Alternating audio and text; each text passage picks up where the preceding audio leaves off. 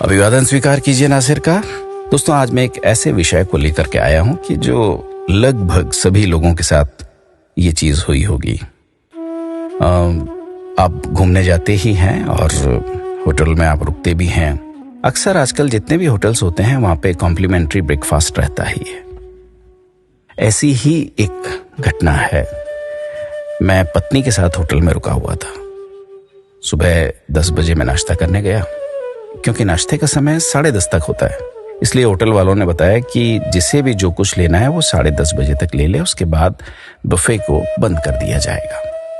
कोई भी आदमी नाश्ते में क्या और कितना खा सकता है, पर क्योंकि नाश्ताबंदी का फरमान आ चुका था, इसलिए मैंने देखा कि लोग फटाफट अपनी कुर्सी से उठे। कोई पूरी प्लेट भरकर ला रहा है, कोई ऑमलेट का ऑर्डर कर रहा है, कोई इडली डोसा उठा लाया, तो 1-2 आदमी तो 2-3 ग्लास जूस के उठा लाए। कोई बहुत से टोस्ट प्लेट में भर के ले आए, साथ में शहद, मक्खन, सरसों की सॉस भी। मैं चुपचाप अपनी जगह पर बैठकर ये सब देखता रहा। 1-2 माएं अपने बच्चों के मुंह में खाना ठूंस रही थीं, कह रही थीं कि फटाफट खा लो, अब ये रेस्तरां बंद हो जाएगा। जो लोग होटल में ठहरते हैं आमतौर पर उनके लिए नाश्ता मुफ्त होता है, मतलब होटल के किराए में सुबह का नाश्ता शामिल होता है। मैंने बहुत बार लोगों को देखा कि वो कोशिश करते हैं कि सुबह देर से नाश्ता करें और थोड़ा ज्यादा खा लें, ताकि दोपहर के खाने का भी काम इसी से चल जाए। कई लोग इसलिए भी अधिक खा लेते हैं क्योंकि उन्हें लगता है कि मुफ्त का है, तो अधिक से अधिक लेने में कोई बुराई नहीं। कई लोग तो जानते हैं कि वो इतना नहीं खा सकते, लेकिन वो सिर्फ इसलिए जुटा लेते हैं कि कहीं कम ना पड़ जाए।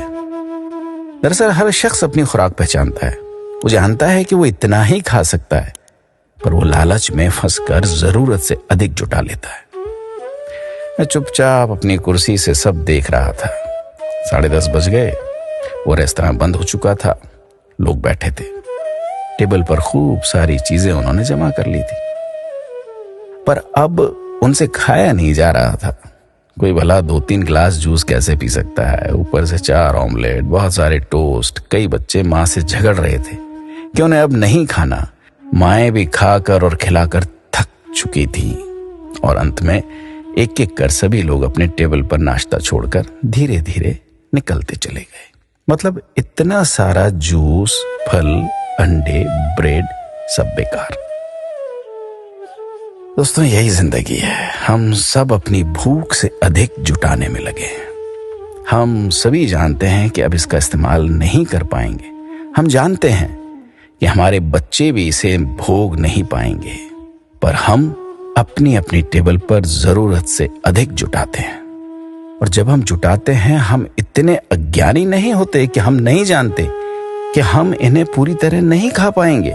हम जानते हैं कि हम इन्हें छोड़कर दबे पांव शर्माते हुए रेस्तरां से बाहर निकल जाएंगे, सब कुछ टेबल पर छोड़कर। उतना ही जमा कीजिए जितने की आपको सचमुच जरूरत है। ये दुनिया एक रेस्तरां है। कोई इस रेस्तरां में सदा के लिए नहीं बैठ सकता। कोई इस रेस्तरां में लगातार नहीं खा सकता। सबके खाने की सीमा होती है। रेस्तरां में सबके रहने की भी अवधि तय है। उतना ही लीजिए जिसमें आपको आनंद आए, उतना ही जुटाइए जितने से आपकी जरूरत पूरी हो सके। बाकी सब यहीं छूट जाता है, चाहे नाश्ता हो या कुछ और। हम में से बहुत से लोग संसार रूपी रेस्तरां से बहुत से लोगों को टेबल पर ढेर सारी चीजें छोड़कर जाते हुए देखते हैं, पर फिर भी नहीं समझते कि हमें कितने की जरूरत है। हम जानते हैं कि हम भी सब छोड़ जाएंगे, लेकिन जुटाने के चक्कर में जो है, हम उसका स्वाद लेना भी छोड़ देते हैं। खैर, अपना ख्याल रखिए।